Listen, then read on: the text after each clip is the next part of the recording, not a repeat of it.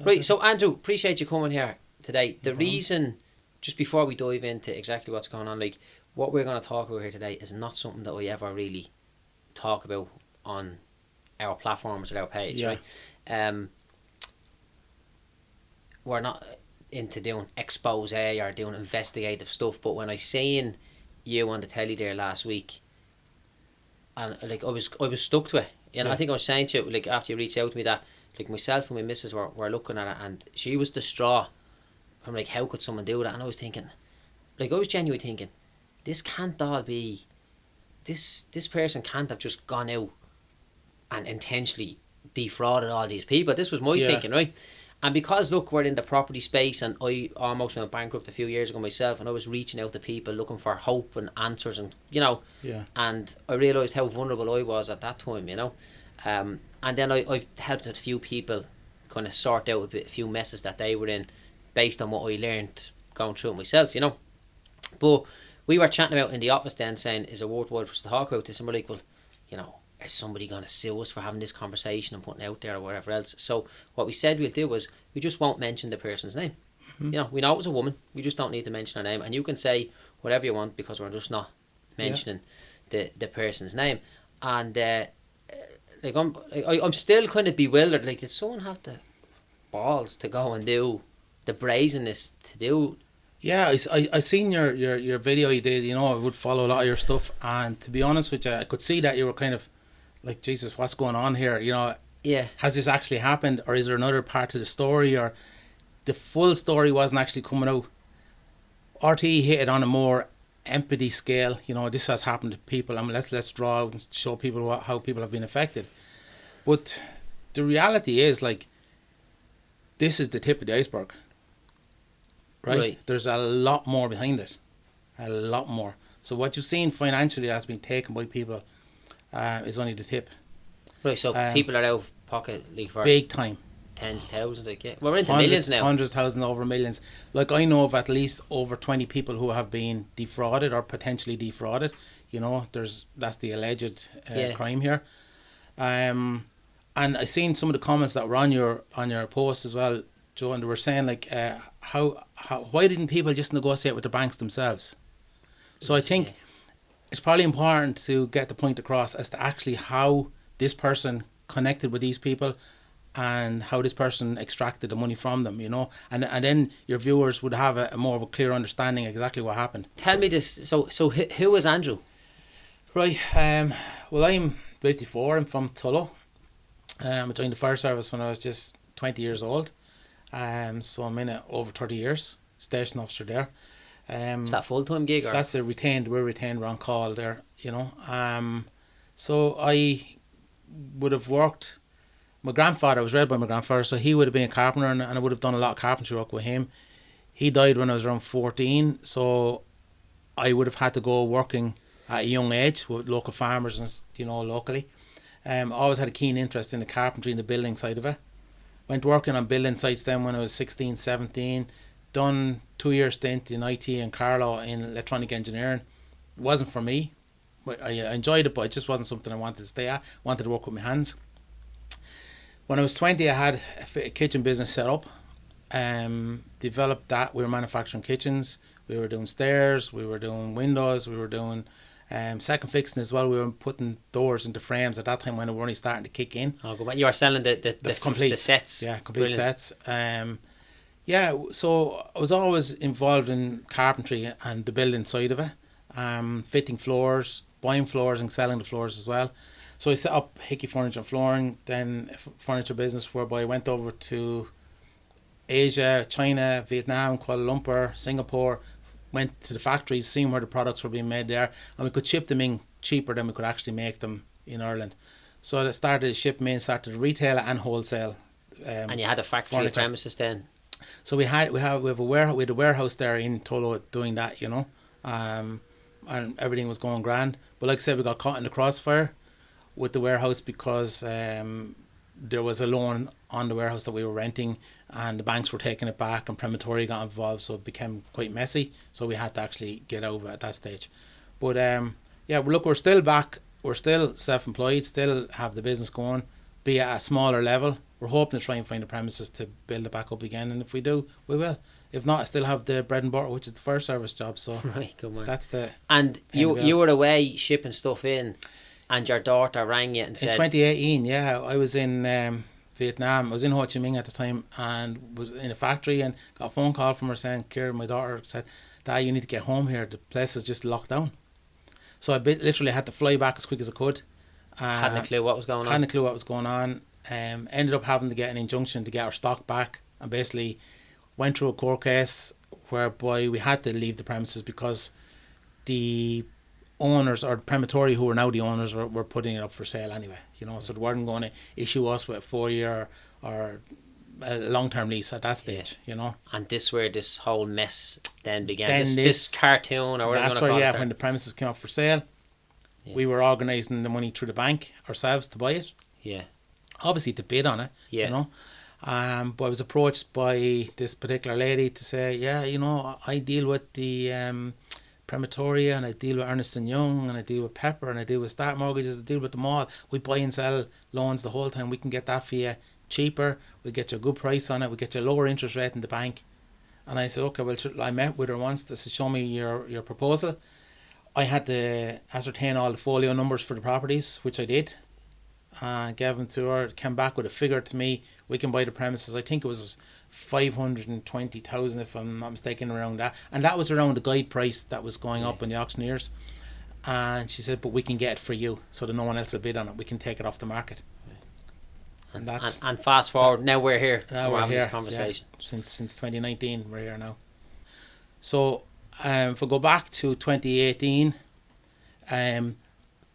late 2018 would be when I knew of this person, that had this offer of helping people with distressed mortgages and loans and so on. And there are two types of people within the group that I set up. Yeah. You have mortgage holders who ran into trouble with their mortgages, couldn't negotiate a deal with their lenders. The banks sold their loans onto other holders. There's loads of them out there, so it's a good spectrum that they were sold onto. So the banks weren't negotiating with people. Just said no, point blank, either pay us off or, And the next thing they knew, they got a letter through the door saying your mortgage has been sold on to vulture fund, hedge fund, whatever, so on and so forth. So in answer to some of the questions that your followers would have asked, like, why didn't they hand over the 35k to the bank or the vulture fund? Yeah. The vulture funds wouldn't accept it. Didn't want to accept 35k. Weren't negotiating whatsoever. They were basically forcing these people that we're going to take the roof over your head, and that's it. You're going to be on the streets unless you can pay the loan and all the arrears. Yeah. And we happen to know that some of these vulture funds bought their, let's say a 300k mortgage for less than 100 grand. In some cases, 70,000. Sickening, isn't it? It's crazy. And why the banks wouldn't negotiate? Wouldn't allow the people to do the same thing. So that was the reality of it. So you had a number of people who were saying, like, where can I come up with 35k to pay this lady who was basically made the offer to them. And what happened was each person would have had a close contact, be it an accountant, a solicitor, a barrister, or somebody of a professional background who would have said, look, I know somebody who can buy your loan for you and sell it back to you. They're dealing with vulture funds and banks every day of the week. So effectively, as you pointed out in your video, you were saying, like, people should do due diligence when you're handing over money or in a contract or whatever. But if somebody comes to you, Joe, and says, I have a legal background, or I'm an accountant, and here's the proof that I'm this, that and the other, and they're also possibly a friend of yours for a number of years, and it may have helped you in other parts of your life over those years, whether it be legally or financially or whatever, you kind of trust them because you've built up a period of time, and that's what's happened. So these people who introduced the limited to the client would have no knowledge that this was a scam or a potential scam. Didn't know. Just said, no, look, everything looks good. So they went along. Did the scammer basically cozy up to the professional people and look for referrals from them as opposed to going? Nail on the head. That's exactly what happened. Right. The person who was scamming also had their own clients that they pulled in or sucked into the web. Yeah. But they used the professionalism and the credibility of other people as well to pull people in. So it was this person spread out a kind of a web and a network of people who were pulling it in. Now, It's very clever. oh, it was Sickening but cleverly. yeah, it was well orchestrated. It was well executed, and it was practiced over and over and over again. It was a repetitive crime that was done over and over and over again. And it's only just recently, it hasn't hit the news yet or the headlines yet, but it's only recently that because I was the one who uncovered all of these other people who had been potentially scammed, and I got them together in a group, I have people now contact me, farmers who've handed over hundreds of thousands to hold on to their family farm and their house. Wow. By other people who pulled them in. Not attached to these people at all, like. Well, attached to them from the point of view that it's through them as well. Right. So it all goes back to the one lady. This one person, she's at the top. At the top, and she's at her network of people outside of that working. And do you think that these network of professionals knew what she was about? Like, I can't look at that's not the jury's out on that. Yeah. But at the same time, if they were that close to her, yeah, they may have known was more to it than what was going on. Also, my questions are, some of the clients were in it since 2018, 2019, 2020. So if none of the contracts were going through at any stage, why were these people still rowing in more people? Yeah. So you have somebody who is potentially working for this particular lady, selling her product on to other clients, and asking this lady, well, have you got so-and-so's contract sorted? No. Have you got so-and-so's contract? No. And this is going on for a couple of years, and still no contract sorted. I entered into it. Mine was a totally different thing. I have my own properties and I have them rented and there's equity in them. I wanted to buy a premises that we were renting. It was 20,000 square foot unit, but there was 3 big units on a commercial site, and we were buying the whole lot, and it was up for sale for just over $500,000, which is really, really cheap. You wouldn't have bought the 3 units for 1.2 million. Right. We got it valued, went up for sale. We were evicted out of it because Prematoria had took over the premises from the original owners. So we had to go to the High Court and get an injunction, ex parte injunction, to get our stock back over. What's ex parte mean now? It means that basically I was in Vietnam at the time. We were shipping over furniture from Vietnam. And my daughter rang me one morning and said, Dad, you need to get back home here quick. And I'd been out there for a couple of months, and I said, what's wrong? She says, K-Tech Security have the premises completely locked down. Right? Were you paying your rent now? We're paying the rent, paying everything. We had a contract. And what happened was the company who owned those premises ran into difficulties with the bank. The bank then sold the debt on to Prematoria, and Ernst & Young were acting on behalf of Prematoria. The law had changed whereby Prematoria or a vulture fund don't have to honour leases of any kind, they can just literally come in and throw people out. And you may have seen that's what was happening on Facebook with people in their houses. They were being evicted out of their houses by security companies, whatever. It wasn't illegal, nothing was being done illegal here, but I had to go to court then just to get an ex parte, which means I didn't invite the other party to come to court with me because I went fast to get my stock back. And we did. And look, we abided by the law. They didn't have to honour anything. They didn't have to leave us there, end the story. So that you got your stock back, and we got allowed back in the premises? No, because they were putting the premises up for sale. So when the premises come up for sale, we had an interest in it, and we had spoke to banks about a loan for it and a deposit, and everything was sorted. But in the meantime, I had been introduced to this lady to say she's dealing with vulture funds on a daily basis. Right. And buys loans and buys premises and buys and sells them and gets people back in their homes, So I go, okay, right. So I was asked to produce the folios for the properties, which I did. And I was asked, did I know the value of it, which I said I know what the values of them are. So that was all put forward. And then a figure came up that I needed to pay 15 grand, and that was going to be used to pay people within Ernst & Young to remove the property off the market, and we'll buy the property for you and we flip it over to you. It won't go into our name, Andrew. So it wasn't like a little backhand or brown envelope of 15 grand. I don't know. It was a fee. How did you pay that money? I paid it cash. I was asked to pay cash. Right. As was most of the other clients. Really? Yeah. They're all paying in old Majority, school notes, like. yeah, a majority of them were asked to pay cash because people had to be paid off. That's what we were told. That Oh, raised issues straight away. So I spoke to my own accountant about it, and my own accountant said, well, look at vulture funds do buy and sell loans. Yeah. There's nothing illegal there. Promontory are well-known vulture fund. Ernst & Young are accredited accountants. Yeah. So if you have a contract, which I had, I showed my accountant, said I have the contract here, and she read through it, and everything looked legit. Everything looked 100%. So I thought, well, you know what? It's worth trying to buy the property. Yeah. If I can get it, brilliant. If I don't get it, hard luck. At this stage, I didn't know anybody else had handed over money.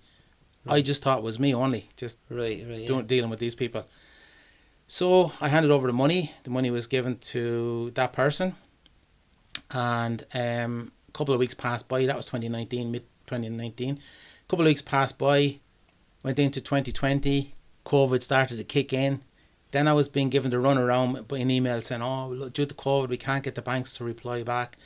We can't get Promontory to deal with us. We can't get Ernst & Young to deal with us. Can you just bear with us? We'll have it. In the meantime, I had a lot of stock in storage. Yeah, were you shut down shop? We were shut down because COVID had kicked in as well. Yeah. And we had no retail outlet at that time.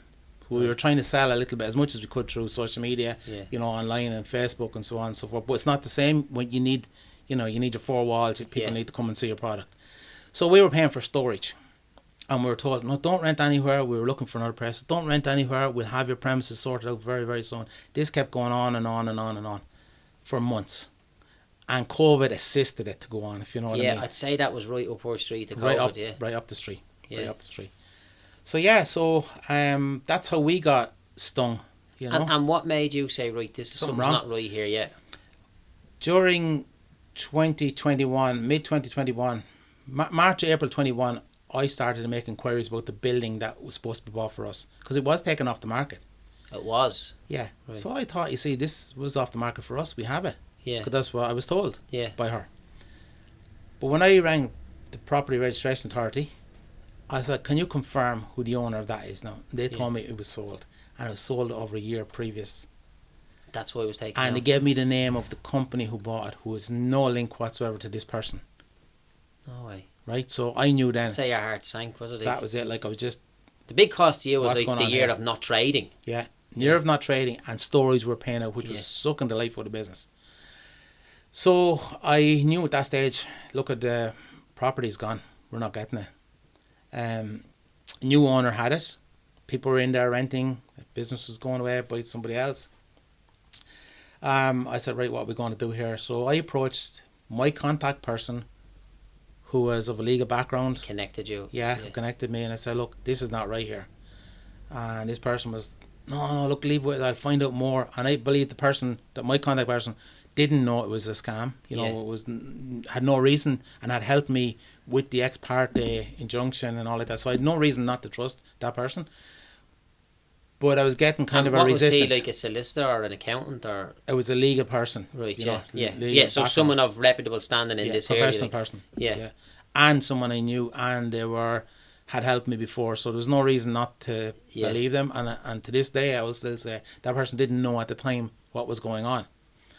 So pressure was put on. Then I was putting a lot of pressure on via emails and text messages. And I received, this hasn't been out in the media yet, but I'm going to say it. I received a message back on my iPhone which said, great news, contracts almost sorted, hang in there another week, 2 weeks, we'll have it done. And I replied back, that's brilliant news. At the same time, in the back of my mind thinking, it's been sold. What's going on here? Oh, you knew it was sold. Yeah. So within an hour of that message I sent back, I received another message that said, are we included in this, with the person's name as well? And someone else said, am I included in this? Was my contract being sorted? So all of a sudden I had 2 or 3 messages that were part of a group message. That they got sent to you by accident? Whether you were included in the group by accident? Yeah. Right. Maybe that was, I don't know. Yeah. But I stored those numbers and I rang them. Right. I thought about for the day, and I rang them. And I got talking to one guy, and I said, Liam was his name, and he's no problem saying this. I said, Liam, we have a mutual acquaintance, and I named the people. Yeah. I named what had went on with me, and he said, "Oh shit, fuck." Right. He says, "Look, I'm in the same boat as you." He said, "Another business guy. Yeah. Properties were being taken back. Land has been taken back." And he said, "What are we going to do?" And I said, "Look, we need to meet up." So eventually, I made 3 or 4 phone calls. I arranged a meeting in Carlow. We met in the Dinnery in Carlow. And I said, "Guys, I think what we do is set up a WhatsApp group." So I set up the WhatsApp group with all the numbers that we had Yeah. collected from that meeting. And there was, I think it was initially 16, 17 people. So when you got the message, you were in, like, there was a group there, and this 16 Well, people were in there? I only got 3 of Right. people. Okay. But the other guys had got different. So everybody had a couple of numbers each? Previous to this, they had got messages and they didn't know where they were coming from. Right. And they kind of played blank, and I don't know what this is about. Right? So they let the cat out of the bag themselves? So, so it was all opened up. So Yeah. I had all the numbers, and I set up the WhatsApp group. I said, we're setting up this WhatsApp group with a view to undercover was potentially a scam here. And I named the people who were involved and who were contacted. And some of the members of that group were saying, no, you're wrong. I've no reason to believe this is a scam. My mortgage is going to be sorted very soon. I have emails, got letters from their solicitor and all of this and blah, blah, blah. And as it turned out, the solicitor was a fake solicitor anyway, not even registered. I've seen that there, yeah. He just gave the first name. He was a window guy. Yeah, what was the story with that, like, yeah? Just some guy either operating a phone for them or a burner phone or whatever. Yeah. But, so it took about 3 months for me to get the message through to everybody. Contact your lender, I said, first of all. Yeah. To see, has this person been in contact regarding your loan? Yeah. And most of them didn't. The letters come back or, no, we don't even know who this person is. We had no negotiations with anybody on your behalf for your loans whatsoever.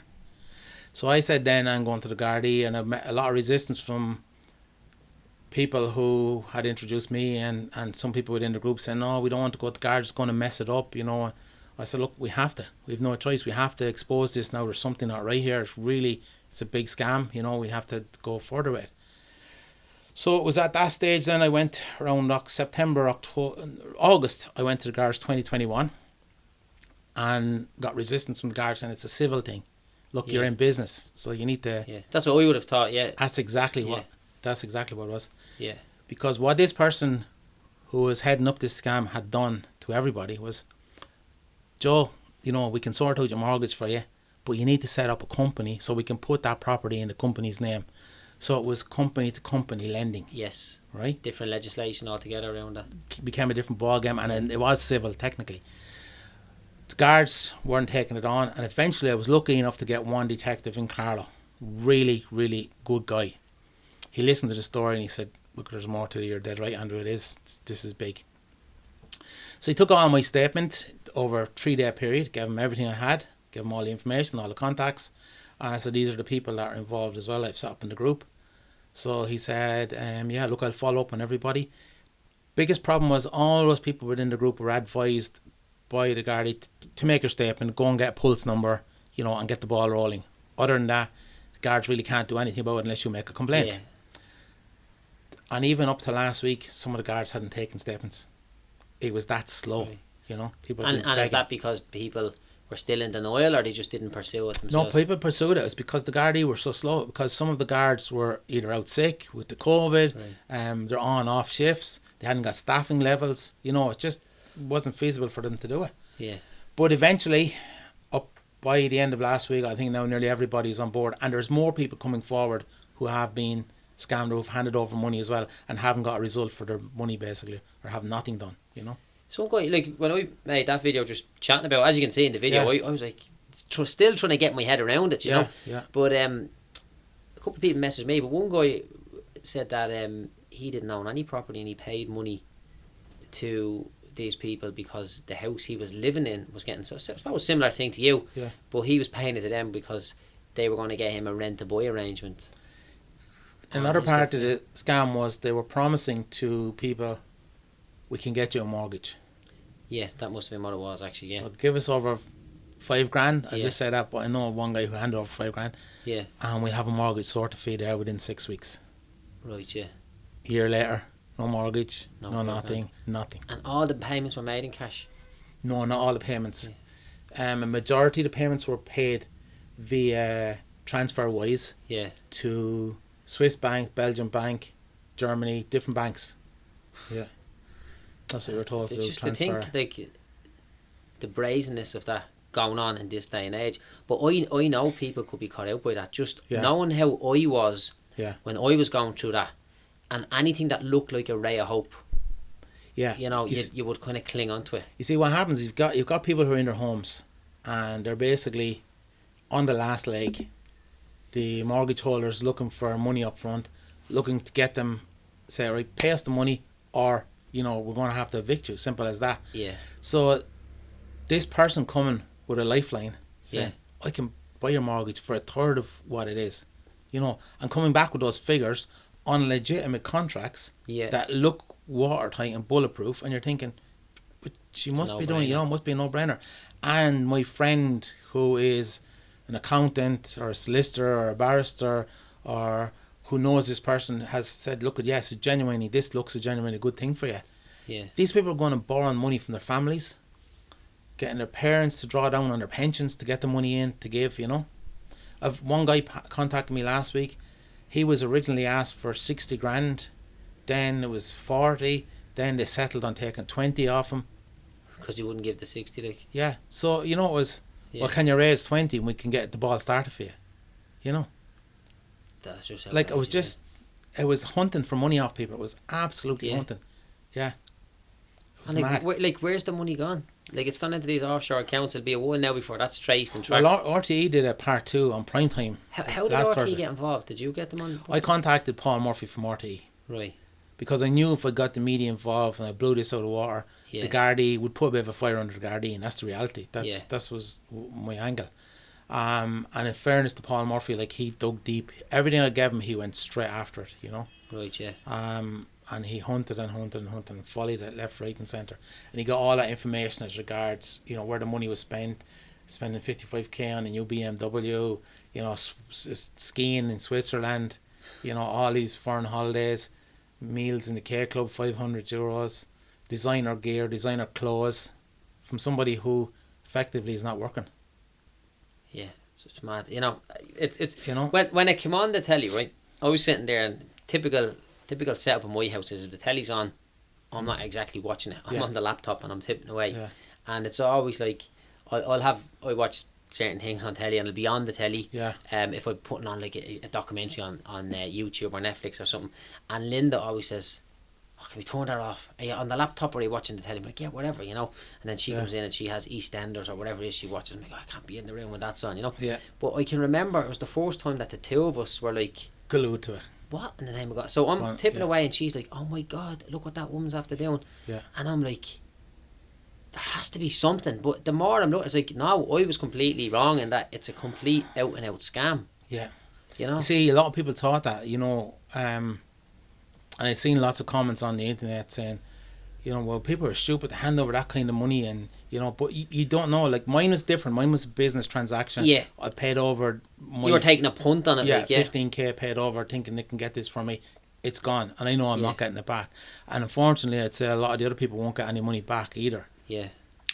But why I dug my heels in on it was because I could see people that were in their houses and they were just left desolate with no future. I don't know if they're going to have the roof over their head.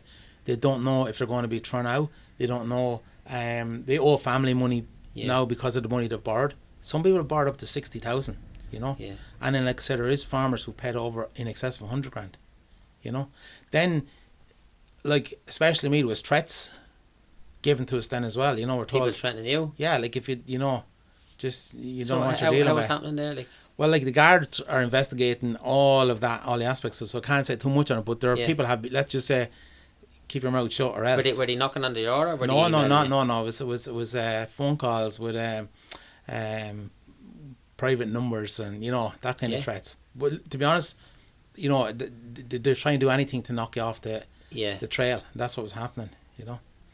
Other people have been threatened a year ago, 2 years ago. That would have been putting pressure on then. Yeah. And as soon as anybody went looking for their money back, look, we want either our money back or the contract rescinded. Yeah. Legally, that's the route you have to go. And they were, oh yeah, look, I think you're crazy here now, but yeah, we'll give you back your money. No problem, we'll give you back your money. I'm talking about 2 years ago, some guy asked me for his, not even smell of it. No more communication. No more communication, yeah. You know, then it was, oh, you're harassing us. And then when we were introduced to this solicitor, Right. there was a solicitor who operated in Dublin. Yeah.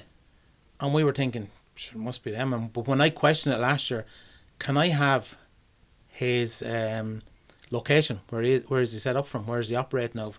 What's his email address? All I've got is a phone number. You know, and they're getting texts back from this solicitor. The odd time, if you put pressure on him, he'd ring you. And all I can show you some of the messages if you want, or we can read. Like, that wasn't. Like, I know he's actually a really nice guy. Like, yeah. No, he was. His name was being used because he's gone out of business now. Yes. So they found a name that was possibly yeah. That name was being used. I thought it was that I heard on the thing, but it must have been. So this was the guy. There was the solicitor's name, but we were told this is your solicitor who's going to be dealing with you, who's going to be finalising all the contracts. Has the contracts.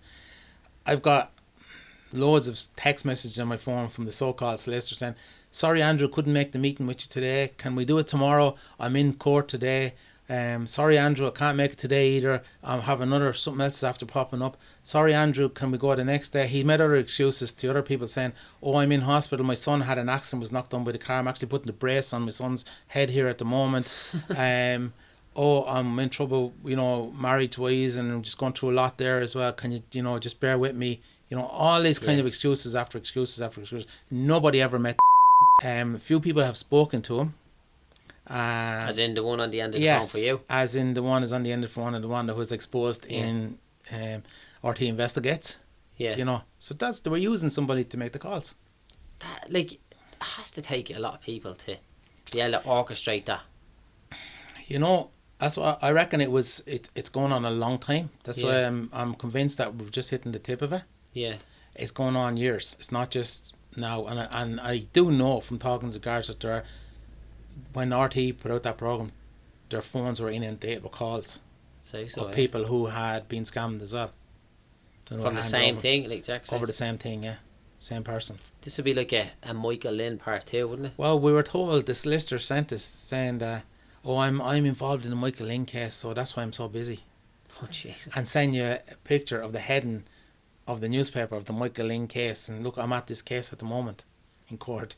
No way. It was just mad. It was just, when you think of it, you wouldn't make it up. Like, you know, it's not. You wouldn't make it up for a film. You know, that's how crazy you know, it was. It's mad. I remember, like, the very first solicitor I ever heard to buy a property was Michael Lynn. Yeah. And I can remember, I knew a guy that worked in the bank, and he said to me now, because he knew I was this young kid eager to make me way in the world, and he was like, see that guy over there now, you should get to know him. He's a good guy. He's doing a lot of business. Yeah. He's in and out of the country a couple of times a week.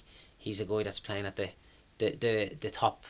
Yeah. You know, and so I was happy to go to the office. I never met him, never spoke to him. I was dealing with his understudies. It was just one simple transaction. I think they bought 2 houses for me. Yeah. And then I changed then.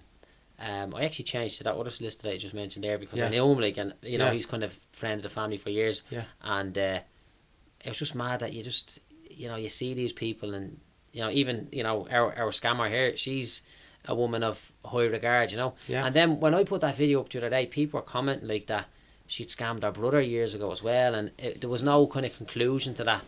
Yeah, that was. We would have known that, and I raised that question before I handed over money. Yeah. And I suppose the excuse I was given was that was to do with VAT, and it was to do with tax, and it wasn't all her fault. You know, it was a combination of the business going wrong and not being able to pay fees and stuff like that. So when you have, I suppose again, it's down to, you shouldn't believe what people are telling you anyway. Yeah. You know, go do your own research, or as much research as you possibly can on it to get the actual truth of it, you know. Yeah. But there's not a lot on the papers to say who was actually right or who was wrong in that case. Yeah, it was just mentioned. Then that was. Yeah, that it's was like that. as it was agreed out of court, and you know, everyone went their own ways. So yeah, so we all raised the questions before we handed over money. We were all, but again, those people with their houses were on their last leg, and the banks weren't going to take the money off them. Banks weren't going to negotiate. The vulture funds who bought the loans weren't going to negotiate with them. So what was their alternative? This was a lifeline that was thrown to them. Was guaranteed that this is going to work. It does happen. So go for it. And that's how simple it was to get sucked into it. Yeah, you know. I remember particularly kind of an older woman, and she's like, I thought this was my Christmas miracle. Yeah. You know, I was like, oh. Yeah, geez, we received the message last Christmas, not Christmas, just gone, Christmas 2021. And it was, hi guys, the email was there, like, hi guys, fantastic news. We're after being in a meeting with banks and with the solicitor. Everything is in place now for the new year. So have a great Christmas. We'll be signing up contracts a week or two after Christmas. So last year, everybody was going, Yeah. brilliant, you know. Yeah. And I knew in the back of my mind, this is bull. You knew your own was sold. Yeah, then bull. even. This is bull, you know, and it was to try and persuade people. Right. So when I set up the WhatsApp group in August 2021 and I had everybody linked in on it, this so-called solicitor guy and this lady herself had found out that I'd set up a WhatsApp group because people within the group were saying, what's going on here? This guy is saying it's a scam. So your name was popping up. My name was popping up. I got, let's just say, a lot of bad publicity by saying that I was involved in crime and I had been arrested and I was in the Garda station at present being questioned for setting up this group, and I was in the High Court. They were saying that and they told it to everybody and I have the proof of that. So that's my next leg, is to go after that for them as well. And come here, did you ever meet any of them? Like, I met that lady. Did you meet her a number of times? I met her twice. I met her the first time to discuss the proposal and get the information about it. Yeah. And then 2 months later I met her again and showed her the premises and explained where it was and the 3 units that we wanted to buy. And that was it then. And then the third party who introduced me, that's who I handed over the money to, and the money was signed off on and there was a receipt paid and it was handed to the person who was in charge of the project. Yeah. Yeah. Like, I'm wondering there, like, you know, the people who are paying cash, where they like, listen, we're going to do a little sneaky favour for you here. We're going to grease a few palms along the way. That was said, to some people, it was said. I was told basically that people within Ernst & Young would have to be paid a few quid to withdraw this from the market and we'll get the property for you. Little backhanders for them, like, That's what I was told. Yeah. You know, it was going to be... Anything like that, you're better off just running a mile. You know, but because we had contracts, because we had physical contracts and it stated the amount of money that you had to pay over. In the contract? Yeah. Everything but then it'd be legit then. You would expect it to be legit then. Exactly. Yeah. Everything looked legit. For those who wouldn't pay cash with the higher figures of 35 up to 60,000, they were asked to transfer, and some people done it in two transactions overseas. Right. You know, to their overseas accounts. To the scammers overseas. Yeah, to scammers overseas. Yeah. And the Gardaí are actually, you know, they're in the process of investigating all those accounts now. I'd say they're empty, would you? Well, look, Paul Murphy was able to prove from RT that one of the accounts is almost empty anyway. Yeah. That you're spending of, you know. Yeah. So look, I wouldn't be asking people to hold out to think they're going to get their money back. Yeah. You know. Absolutely. But she went after everybody because when she knew I was you know, self-employed, also station officer in the fire service, and she said, if any properties, and I said, yeah, I have. What way are they? Well, I said, they're okay, like, you know, I've got them all rented, there's no issue. And it was, we can buy those loans as well. And I said, look, tell you what I'll do, just wait and see how you get on with this purchase, this building first. More, like, they're pushing. It was like a greed that was just getting as much money as we can, getting as much as we can. I'm still surreal, like, trying to, like, is this really happening? You know, it's nearly like the Nigerian prince asking you, can he lodge 25 million into your bank account? Like, you see, it's opportunists are watching spaces and they see, you know, desperation. They see that people have nowhere else to turn. Yeah. So you've got mortgage holders. Some people are clever enough to negotiate with the lenders. Yeah. Some people don't have the knowledge and haven't got the money to pay a solicitor or whatever to negotiate. And then there's other people who are backs to the wall, really back as far as they go. They can't do any more. Yeah. What do I do? And then this lifeline is thrown out. And then remember, like, the people now, I don't know too much detail about them, but like there was the crowd, like, lay litigation for people, and then there was the other one called the Hub. Yeah. And these were genuine people. Yeah. Genuinely helping people. They were helping people to negotiate deals with the banks and, you know, helping them to go as a lay litigant to represent yourself. Because if you don't attend the court, or if you just, you know, stick your head in the sand, you're going to lose your house. Yes. So you have to cooperate in some way, shape or form by going to plead to the mercy of the court for, you know, help or assistance or whatever. So in fairness, lay litigation and the Hub were helping people genuinely, like, you know. The problem is, because what's happened now, like, that will spook. Now I don't know how effective those guys were, but that would spook people on even dealing with legit people, genuine people who are 100%, trying yeah. to help 100%. them, you know. That's exactly what has happened now. Anybody now approaching anybody to say I can help you with your mortgage or I can help you represent yourself in court, there's alarm bells ringing with everybody now. Yeah. I suppose what I would like to highlight is that there are lots and lots of people out there who have handed over large sums of money and they're afraid to come forward, be it that they're embarrassed, Yeah. be it that they don't want their families to know, or they don't want people within the community to know. Whereas with me, it didn't matter. It was a business transaction. I don't care. I You had had to the money, lose. you paid it, yeah. I paid the money, I had to borrow, and I said I'm going to go, now, and I basically exposed this for what it is. Yeah, you'll probably get more people reaching out to you. Because I look in the camera, listen, you may talk to him, it's no point talking to me. I don't know anything about this, but they'll probably want to. Well, like if people want to contact me, they can. What's the best way? Like, let me ask you something. So we're here now, we're having this conversation, and we're going to put it out to people. And hopefully people will be a little bit wiser from it. I'm still kind of in shock about the whole thing, particularly because I've seen both sides of the fence from being the guy that was down in the gutter nearly, and then managing to be on the opposite side where I'm the guy that's out doing business, doing deals, and I see how people react in the middle, you know. So this is going to go out to people, like, what's the ideal outcome for yourself from this, and then also if people want to get in contact with you? What I would like to get from this is that, first of all, that these people are dealt with by the justice system, okay? That it's not another white collar crime that's just pushed under the carpet. We've done an investigation, nothing we can do. It's a company to company loan, so they're protected by the corporate veil. I don't want that to happen, okay? And I believe that's not going to happen because of the repetitiveness of the crime. It's been over and over and over and the same thing, basically. That's number one. Number two, I would like to see people who have been subject to this type of scam, be it with these people or with somebody else, that they go straight to the Gardaí and make sure that they get their statement taken and get a pulse number. There's no point in reporting it to the Gardaí and walking out. You need to walk out with a pulse number. You need to make sure you have a pulse number. Once it goes on the system, then an investigation has to be carried out. Questions have to be asked. If you walk in and report it, some guard takes a few details, it's thrown to one side or put in the day book. It's really not followed up on unless you have a pulse number. So there's the two key features that I want to get across here. And with your help, like in your videos, that needs to get out there.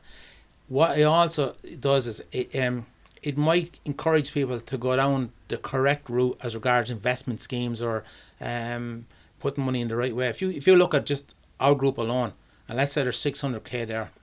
Yeah. If we'd get them together as a collective group of people and went to you with 600k, I'm sure you'd have a much better return than zero. We lost our 600k, it's gone. Yeah. You'd have been able to say to us in a year's time, okay, we've turned our 600k into 900 or 700 or 800, whatever.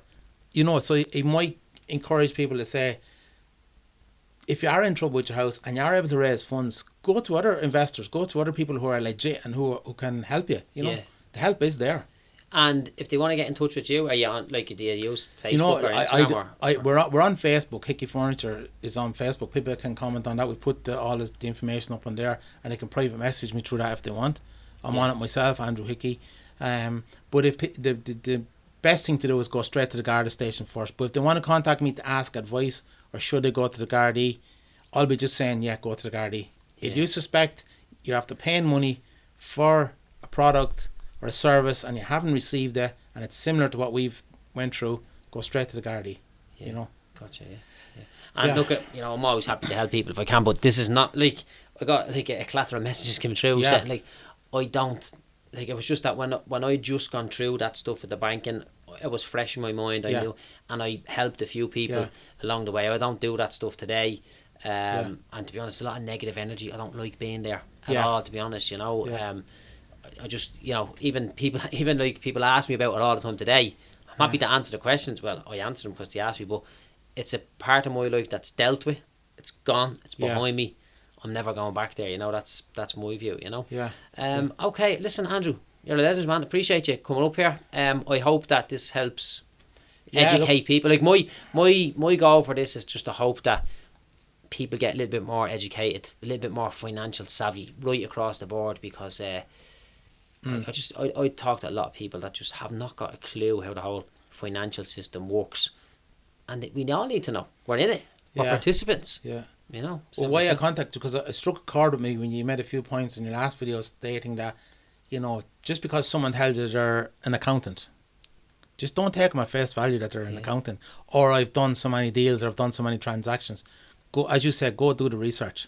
Ask for proof. Third party verification. If I had have asked for third party verification for the solicitor and the person who's heading up this project at the beginning, I wouldn't have entered it. If I had really dug my heels in and said, no, I'm not going forward unless you produce or an indemnity insurance of some kind to say that, you know, if this goes belly up, you know, even though they said on the contract that the seat of arbitration, because I was worried that was a UK company. Yeah, then you have to go to the UK then. Yeah. And then it stated on the contract the seat of arbitration was within the island of Ireland. Yeah. So that gave me a little bit of, you know, comfort. Yeah, saying that was going to be sorted. But like you said, definitely question, and until you're really 100% sure. Because I'm on the opposite side of the coin, where I'm doing deals with people the whole time, we're always doing property stuff, like, and people are investing money with me and my fund, like I always meet them here. Yeah. And I get them to drop me home in their car. Yeah. So they've seen my office, they've seen my house. Yeah. And I remember one day, and particularly guys coming from the country, they don't really know their way around, so I'll meet them at a landmark and we just spin around. Yeah. And I remember one day I was just driving down to see my ma walking down the road, and you know, if you're doing a bit of business, you're not going to pull in and just, you know, start talking to the family members like, there's your ma. I was like, ma, come on, jump in, I'll give you a lift, you know. And I just said, I was like, that's where ma, that's where she lives. Yeah. That's where I grew up. That's where I live. This is where the office is. And you're just trying to build trust with these people and tell them, because, like, for me, transparency is what. But that's what this woman did. You know? She did actually. She met these people. She was talking about her kids. Oh, my kids are gone horse riding. It was all this friendship. It wasn't like just business. This was building up a friendship, like text messages going forward and back. Oh, don't worry, we'll help you out with this now. I know the pressure you're under there. You don't need to write to the mortgage company anymore. We'll do all that for you. We'll represent you in court. It was that's like this. Isn't it? It was this connection that was built with the clients, you know. And it was like, just like this is fantastic. Like, so if something is too good to be true, generally is too good to be true. Absolutely. You know. Okay, Andrew. Well, listen. Thank you for your time today, my friend. Appreciate that. Pleasure.